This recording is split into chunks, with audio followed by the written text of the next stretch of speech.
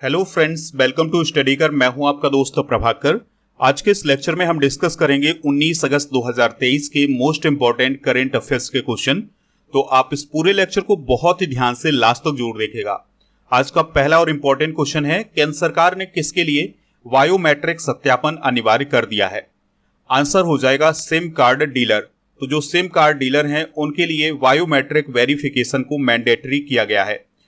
तो केंद्र सरकार के द्वारा अभी हाल ही में ये कदम उठाया गया है, बहुत ही महत्वपूर्ण कदम है और इसकी जानकारी दी है केंद्रीय दूरसंचार मंत्री अश्विनी वैष्णव ने। तो दोस्तों, अश्विनी वैष्णव जी के द्वारा ये कहा गया है कि जो सिम कार्ड डीलर होंगे उन्हें बायोमेट्रिक वेरिफिकेशन करवाना अनिवार्य होगा। इसके अलावा उनका रजिस्ट्रेशन होना भी अनिवार्य है और उनका पुलिस वेरिफिकेशन होना भी अनिवार्य है।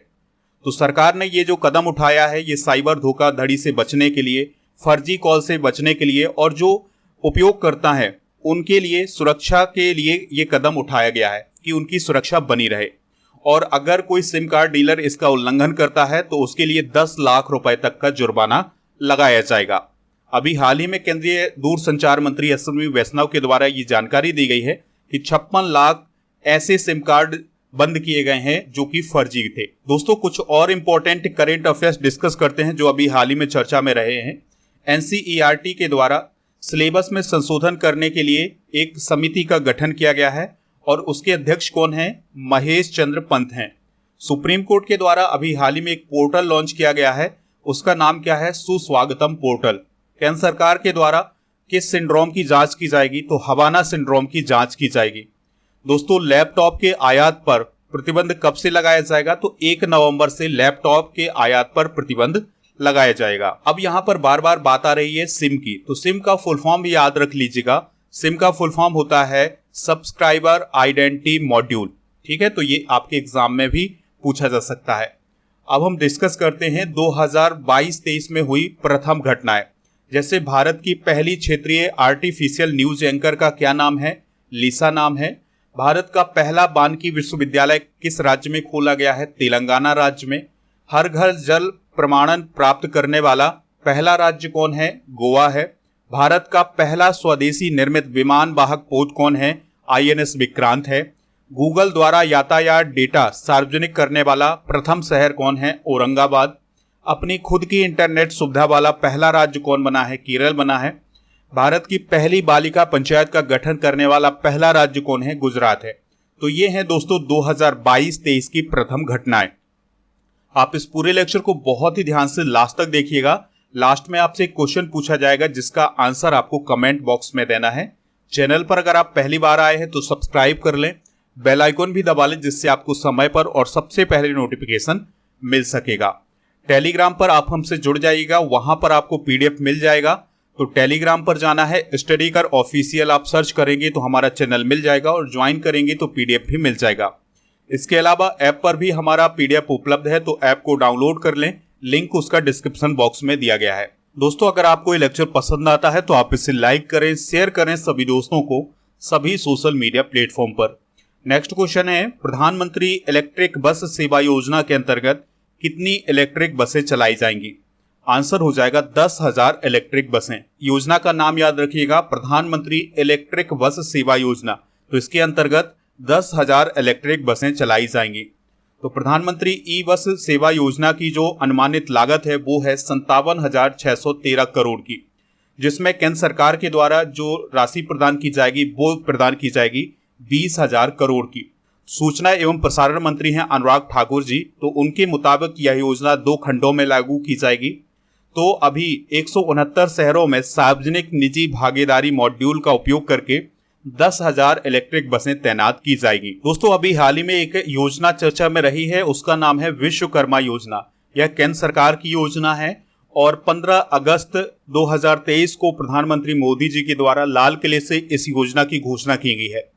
फिर इसके बाद केंद्रीय कैबिनेट के द्वारा 16 अगस्त 2023 को इस योजना को मंजूरी दे दी गई। इसके जरिए देश के जो छोटे कामगार हैं उनको लोन दिया जाएगा और उनका स्किल डेवलपमेंट करने में मदद की जाएगी। इस योजना का लक्ष्य है बुनकर, सुनार, लोहार, कपड़े धोने का काम करने वाले, नाई आदि के 30 लाख परिवारों को सशक्त बनाना है। दोस्तों, इस योजना के अंतर्गत 5% की रियायती ब्याज दर पर 1 लाख जो कि पहली किस्त होगी और 2 लाख जो कि दूसरी किस्त होगी तक की क्रेडिट सहायता प्रदान की जाएगी। यहां पर केंद्र सरकार की योजनाओं की बात आई है, तो चलिए डिस्कस करते हैं कि केंद्र सरकार की कौन सी योजना किस वर्ष लॉन्च की गई। जैसे जनधन योजना 2014 में, स्किल इंडिया मिशन 2014 में, मेक इन इंडिया 2014 में, बेटी बचाओ बेटी पढ़ाओ 2015 में, प्रधानमंत्री मुद्रा योजना 2015 में और डिजिटल इंडिया मिशन 2015 में शुरू किया गया था। 2016 में प्रधानमंत्री उज्ज्वला योजना और नमामि गंगे योजना ये 2016 में लॉन्च की गई हैं। उड़ान योजना 2017 में, खेलो इंडिया स्कूल गेम्स 2018 में, जल जीवन मिशन 2019 में, प्रधानमंत्री गरीब कल्याण योजना 2019 में, प्रधानमंत्री स्वनिधि योजना 2020 में। 2022 में कौन कौन सी योजनाएं लॉन्च की गई हैं? स्माइल योजना, अग्निपथ योजना और पीएम श्री योजना। और 2023 में आरोग्य मैत्री योजना लॉन्च की गई है। अगला क्वेश्चन है, भारत सरकार ने किस प्राकृतिक आपदा की जानकारी के लिए फ्लड वॉच ऐप शुरू किया है? आंसर हो जाएगा बाढ़। तो बाढ़ की जानकारी के लिए कौन सा ऐप शुरू किया है? Flood watch. ठीक है, तो इस ऐप का नाम जरूर याद रखिएगा। तो देखिए दोस्तों, अभी हाल ही में आपने देखा होगा कि उत्तर भारत में और पूर्वोत्तर भारत में बहुत ज्यादा बाढ़ आई हुई है। तो अगर बाढ़ का पहले से पता चल जाए, उसका पूर्वानुमान लगा लिया जाए, तो उस बाढ़ से होने वाले नुकसान से बचा जा सकता है। तो इसी नुकसान से बचने के लिए ये फ्लड वॉच नामक एक मोबाइल ऐप लॉन्च किया गया है। तो इस ऐप के जरिए 24 घंटे तक का पूर्वानुमान बताया जा सकेगा और बाढ़ के लिए जो सलाह दी जाएगी वो 7 दिन तक प्रदान की जाएगी। तो इस प्रकार दोस्तों मदद करने के लिए ये ऐप लॉन्च किया गया है। बात आई है ऐप की, तो हाल ही में लॉन्च किए गए कुछ प्रमुख ऐप और पोर्टल डिस्कस करते हैं। अभी हाल ही में राजमार्ग यात्रा ऐप लॉन्च किया गया है NHAI के द्वारा, यानी national highway authority of India के द्वारा ये ऐप लॉन्च किया गया है। मोबाइल दोस्त ऐप जम्मू कश्मीर में लॉन्च किया गया है। नंदी पोर्टल परसोत्तम रूपाला जी के द्वारा लॉन्च किया गया है। युवा पोर्टल विज्ञान प्रौद्योगिकी मंत्री जितेंद्र सिंह जी के द्वारा लॉन्च किया गया है। संचार साथी पोर्टल दूरसंचार विभाग के द्वारा। साथी पोर्टल कृषि मंत्रालय के द्वारा। Call before you dig app launch किया गया है प्रधानमंत्री नरेंद्र मोदी जी के द्वारा। नेक्स्ट क्वेश्चन है, विश्व मानवतावादी दिवस कब मनाया जाता है? तो हर साल 19 अगस्त को विश्व मानवतावादी दिवस मनाया जाता है। थीम क्या है 2023 की? No matter what. तो ये इसकी थीम है, तो इस थीम को आप जरूर नोट करिएगा। अब यह दिवस क्यों मनाया जाता है? 19 अगस्त को ही क्यों मनाया जाता है? तो 19 अगस्त 2003 को इराक की जो कैपिटल है बगदाद, वहां पर कैनाल होटल पर एक विनाशकारी हमला किया गया था और ये हमला बम से किया गया था। इस बम के हमले में संयुक्त राष्ट्र के जो विशेष प्रतिनिधि थे सर्जियो विएरा डी मेलो, तो उनके सहित 22 मानवीय सहायता कर्मियों की जान चली गई थी। इसके बाद से यह दिवस 19 अगस्त को मनाया जाता है। दोस्तों हाल ही में मनाए गए कुछ प्रमुख दिवस डिस्कस करते हैं। तो अटल बिहारी वाजपेयी जो कि पूर्व प्राइम मिनिस्टर हैं हमारे, तो उनकी पुण्यतिथि मनाई गई है 16 अगस्त को। भारत का स्वतंत्रता दिवस 15 अगस्त को मनाया गया है। इस बार 77वां स्वतंत्रता दिवस मनाया गया है, याद रखना है। विभाजन विभीषिका स्मृति दिवस 14 अगस्त को। विश्व अंगदान दिवस 13 अगस्त को। अंतर्राष्ट्रीय युवा दिवस 12 अगस्त को। विश्व हाथी दिवस 12 अगस्त को। विश्व स्टील पेन दिवस मनाया गया है 11 अगस्त को। विश्व जैव ईंधन दिवस 10 अगस्त को। विश्व शेर दिवस 10 अगस्त को और विश्व आदिवासी दिवस 9 अगस्त को। विश्व नागासाकी दिवस 9 अगस्त को। भारत छोड़ो आंदोलन दिवस 8 अगस्त को। रविन्द्रनाथ टैगोर जी की जो पुण्यतिथि है वो 7 अगस्त को मनाई गई है। राष्ट्रीय भाला फेंक दिवस 7 अगस्त को। राष्ट्रीय हथकरघा दिवस 7 अगस्त को। हिरोशिमा दिवस 6 अगस्त को और वर्ल्ड वाइड वेब डे मनाया गया है 1 अगस्त को। तो ये हैं अभी हाल ही में मनाए गए प्रमुख दिवस। अगला क्वेश्चन है, प्रिया मलिक ने अंडर 20 विश्व कुश्ती चैंपियनशिप में कौन सा मेडल जीता है? तो दोस्तों उन्होंने गोल्ड मेडल जीता है। तो कल भी हमने इसी प्रकार का क्वेश्चन डिस्कस किया हुआ था। तो भारतीय पहलवान है प्रिया मलिक, तो उनके द्वारा जो जॉर्डन में आयोजित की जा रही है अंडर 20 विश्व कुश्ती चैंपियनशिप, तो उसमें उन्होंने गोल्ड मेडल हासिल किया है। ये हैं दोस्तों कौन? प्रिया मलिक, ये आप देख सकते हैं।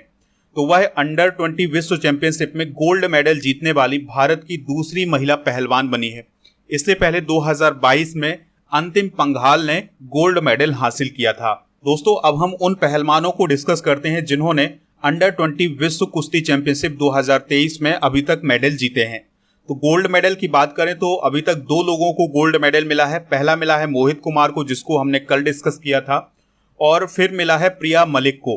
तो दोस्तों मोहित कुमार को 61 किलोग्राम भार वर्ग में और प्रिया मलिक को 76 किलोग्राम भार वर्ग में गोल्ड मेडल मिला है। सिल्वर मेडल मिला है सागर जगलान को। ब्रॉन्ज मेडल जयदीप, दीपक चहल, रजत रूहल और आरजू को मिला है। रेसलिंग से रिलेटेड कुछ इंपॉर्टेंट शब्द डिस्कस करते हैं जो कि आपके एग्जाम में आ सकते हैं। तो हीव शब्द जो है रेसलिंग में उपयोग किया जाता है। हाफ नेल्सन, रिबाउट्स होल्ड ये भी रेसलिंग में यूज किया जाता है, और सीजर जो शब्द है ये भी रेसलिंग में ही यूज किया जाता है। नेक्स्ट क्वेश्चन है, वीएस अरुणाचलम किस संस्था के पूर्व महानिदेशक थे जिनका हाल ही में निधन हो गया है? आंसर हो जाएगा डीआरडीओ। तो डीआरडीओ के पूर्व महानिदेशक वीएस अरुणाचलम का निधन हो गया है। और दोस्तों वह 1982 से 92 तक रक्षा मंत्री के वैज्ञानिक सलाहकार थे। उन्हें शांति स्वरूप भटनागर पुरस्कार, पद्म भूषण और पद्म विभूषण से भी सम्मानित किया गया था। वह रॉयल एकेडमी ऑफ इंजीनियरिंग के पहले भारतीय फेलो थे। 2015 में उन्हें डीआरडीओ के लाइफ टाइम अचीवमेंट अवार्ड से भी सम्मानित किया गया था। बात आई है डीआरडीओ की, तो डीआरडीओ का फुल फॉर्म होता है defence research and development organisation. इसकी स्थापना 1958 में की गई थी। मुख्यालय इसका नई दिल्ली में है और वर्तमान में जो इसके अध्यक्ष हैं वो हैं Sameer B Kamat. Next question है, केंद्रीय ऊर्जा मंत्री आर.के. सिंह ने किस राज्य में एनटीपीसी की 660 मेगावाट बिजली परियोजना को समर्पित किया है? आंसर हो जाएगा इसका बिहार। तो बिहार राज्य में अभी हाल ही में जो केंद्रीय ऊर्जा मंत्री हैं आर.के. सिंह, उनके द्वारा एनटीपीसी की जो 660 मेगावाट की बिजली परियोजना है उसको समर्पित किया गया है। कहां पर इसको समर्पित किया गया है? तो बाढ़ में समर्पित किया गया है। दोस्तों एनटीपीसी का फुल फॉर्म याद रखिएगा, नेशनल थर्मल पावर कॉरपोरेशन, और इसका निर्माण power grid corporation of India limited के द्वारा किया गया है। दोस्तों power grid corporation of India limited की बात करें तो 23 अक्टूबर 1989 को इसकी स्थापना हुई थी। मुख्यालय इसका गुरुग्राम हरियाणा में है। अध्यक्ष और एमडी हैं कांदी कुप्पा श्रीकांत, और एक भारतीय केंद्रीय सार्वजनिक केंद्र का यह उपक्रम है। बिहार की बात आई है तो बिहार से रिलेटेड कुछ इंपॉर्टेंट करेंट अफेयर्स डिस्कस करते हैं। तो गैंडों के संरक्षण के लिए राइनो टास्क फोर्स का गठन बिहार राज्य में किया जाएगा। बिहार में G20 सदस्य देशों को समर्पित एक विशेष कला प्रदर्शनी बिहार संग्रहालय पटना में शुरू की गई है। बिहार में दुनिया का सबसे बड़ा रामायण मंदिर का निर्माण शुरू हुआ है। पटना उच्च न्यायालय ने बिहार में जाति आधारित सर्वेक्षण पर फिर से शुरू करने का आदेश दिया है। बिहार की सड़कों को सुधारने के लिए $295 मिलियन एशियाई विकास बैंक के द्वारा कर्ज दिया गया है। दोस्तों अब हम बिहार की बेसिक जानकारी डिस्कस करते हैं। तो इसका गठन 22 मार्च 1912 को किया गया था। राजधानी पटना है। मुख्यमंत्री नीतीश कुमार हैं। राजेंद्र विश्वनाथ अर्लेकर यहाँ के गवर्नर हैं, और यहाँ का आधिकारिक पक्षी है घरेलू गौरैया। आधिकारिक वृक्ष है पवित्र अंजीर, और अभी हाल ही में बिहार के मरचा चावल को जीआई टैग दिया गया है। और याद रखिएगा वाल्मीकि टाइगर रिजर्व बिहार राज्य में ही स्थित है। नेक्स्ट क्वेश्चन है, बहुभाषी लघु कथा महोत्सव कहाँ शुरू हुआ है? आंसर हो जाएगा जम्मू में। तो दोस्तों जम्मू और कश्मीर कला संस्कृति और भाषा अकेडमी में 7 दिन का बहुभाषी लघु कथा महोत्सव शुरू हुआ है, और यह पहली बार है कि जब लघु कथाओं का इतना बड़ा महोत्सव जम्मू और कश्मीर कला संस्कृति और भाषा अकेडमी में किया गया है। दोस्तों इस 7 दिन के महोत्सव में डोगरी, हिंदी, पंजाबी, गोजरी, पहाड़ी और कश्मीरी भाषाओं के जो लेखक हैं वो अपनी लघु कथाएं प्रस्तुत करेंगे। बात आई है जम्मू कश्मीर की, तो जम्मू कश्मीर से रिलेटेड करेंट अफेयर्स डिस्कस करते हैं। तो श्रीनगर में अमृत युवा कला उत्सव का अभी हाल ही में आयोजन किया गया है। जम्मू और कश्मीर में जिला सुशासन सूचकांक की तालिका में जम्मू सबसे ऊपर रहा है। जम्मू कश्मीर के एलजी हैं मनोज सिन्हा, तो उन्होंने जम्मू में भगवान वेंकटेश्वर मंदिर का उद्घाटन किया था अभी हाल ही में। जूडो चैंपियनशिप में तजीम फयाज ने, जो कि श्रीलंका के हैं, उन्होंने रजत पदक जीता था। और इसके अलावा सिंथन स्नो फेस्टिवल 2023 का आयोजन किश्तवाड़ में किया गया है। जम्मू कश्मीर की 2 राजधानियां हैं, श्रीनगर और जम्मू, और यह केंद्र शासित प्रदेश बना था 31 अक्टूबर 2019 को। और यहाँ के एलजी हैं कौन? मनोज सिन्हा। नेक्स्ट क्वेश्चन है, किस राज्य में कुशीना माने स्थापित करने की योजना शुरू की गई है? आंसर हो जाएगा कर्नाटक में। तो दोस्तों कर्नाटक में कुशीना माने स्थापित किए जाएंगे। अब ये कुशीना माने क्या है, इसको आप बहुत ही ध्यान से सुनिएगा। इसका अर्थ होता है बाल गृह। तो दोस्तों कर्नाटक सरकार के द्वारा कुशीना माने यानी बाल गृह स्थापित करने की एक योजना की घोषणा की गई है। तो 4000 ग्राम पंचायतों में ये कुशीना माने स्थापित किए जाएंगे। अब ये कुशीना माने किसके लिए स्थापित किए जाएंगे? तो ऐसी महिलाएं जो कि मनरेगा में काम करती हैं, तो ऐसी महिलाओं के बच्चों की देखभाल के लिए ये कुशीना माने स्थापित किए जाएंगे। दोस्तों कर्नाटक से रिलेटेड बेसिक जानकारी डिस्कस करते हैं। राजधानी बेंगलुरु है, राज्यपाल थावरचंद गहलोत हैं, मुख्यमंत्री सिद्धारमैया हैं, उप मुख्यमंत्री डीके शिव कुमार हैं, विधानसभा की 224 सीटें हैं, विधान परिषद की 75 सीटें, राज्यसभा की 12 सीटें और लोकसभा की 28 सीटें हैं। लास्ट क्वेश्चन है, विश्व एथलेटिक्स के 4 उपाध्यक्षों में से एक के रूप में किस भारतीय को चुना गया है? आंसर हो जाएगा आदिल सुमरीवाला को। तो भारतीय एथलेटिक्स फेडरेशन के अध्यक्ष हैं आदिल सुमरीवाला, तो उन्हें विश्व एथलेटिक्स के 4 उपाध्यक्षों में से एक के रूप में चुना गया है। उनका जो कार्यकाल होगा 4 साल का होगा। बात करें भारतीय एथलेटिक्स फेडरेशन की, इसकी स्थापना 1946 में हुई थी, नई दिल्ली में इसका मुख्यालय है। चलिए दोस्तों कल के करंट अफेयर्स को रिवाइज करते हैं, फिर इसके बाद जनरल नॉलेज के पिटारे को डिस्कस करेंगे। लास्ट में आपसे क्वेश्चन पूछेंगे जिसका आंसर कमेंट बॉक्स में देना है। कल का पहला क्वेश्चन था, किस राज्य के मुख्यमंत्री ने अबुआ आवास योजना की घोषणा की है? झारखंड के। उत्तर प्रदेश सरकार ने स्वतंत्रता दिवस पर कितने परिवारों को नल के जल से जोड़ा है? 1.5 करोड़। शत्रुजीत कपूर किस राज्य के नए डीजीपी बने हैं? हरियाणा के। किस राज्य सरकार के द्वारा मुफ्त ओणम किट बांटी जाएंगी? केरल। नेक्स्ट क्वेश्चन है, किस राज्य में प्रसिद्ध गायक टी.एम. सुंदरराजन की कांस्य प्रतिमा का अनावरण किया जाएगा? तमिलनाडु में। भारत और किस देश के बीच चिकित्सा उत्पाद विनिमय के क्षेत्र में सहयोग को लेकर समझौता हुआ है? सूरीनाम में। मोहित कुमार ने अंडर 20 विश्व कुश्ती चैंपियनशिप में कौन सा मेडल जीता है? गोल्ड मेडल जीता है। भारत ने किस देश को समुद्री निगरानी विमान डॉर्नियर सौंपा है? श्रीलंका को। मेरा बंगाल नशा मुक्त बंगाल अभियान का शुभारंभ किसने किया है? द्रौपदी मुर्मू ने। सक्रिय ज्वालामुखी माउंट एटना किस देश में है जिसमें फिर से विस्फोट हुआ है? तो यह इटली में है। आज के जनरल नॉलेज के पिटारे में हम डिस्कस करेंगे देश के प्रमुख अंतर्राष्ट्रीय हवाई अड्डे, जैसे इंदिरा गांधी अंतर्राष्ट्रीय हवाई अड्डा नई दिल्ली में है, छत्रपति शिवाजी अंतर्राष्ट्रीय हवाई अड्डा मुंबई में है, नेताजी सुभाष चंद्र बोस अंतर्राष्ट्रीय हवाई अड्डा कोलकाता में है, अन्ना अंतर्राष्ट्रीय हवाई अड्डा चेन्नई में, बाबा साहेब अंबेडकर अंतर्राष्ट्रीय हवाई अड्डा नागपुर में, सरदार वल्लभ भाई पटेल अंतर्राष्ट्रीय हवाई अड्डा अहमदाबाद में और गोपीनाथ बरदौली अंतर्राष्ट्रीय हवाई अड्डा गुवाहाटी में और चौधरी चरण सिंह अंतर्राष्ट्रीय हवाई अड्डा लखनऊ में है। कल के करंट अफेयर्स में जो क्वेश्चन पूछा गया था उसका आंसर था झारखंड, तो इसका आंसर लगभग सभी लोगों ने बताया है। तो इसी प्रकार से दोस्तों आपसे जो क्वेश्चन पूछा जाए उसका आंसर आप कमेंट बॉक्स में जरूर बताया करिएगा। आज का जो क्वेश्चन है वो है, केंद्रीय सूचना एवं प्रसारण मंत्री कौन है? जो भी इसका राइट आंसर हो कमेंट बॉक्स में जरूर बताइएगा, हमें इंतजार रहेगा आपके आंसर का।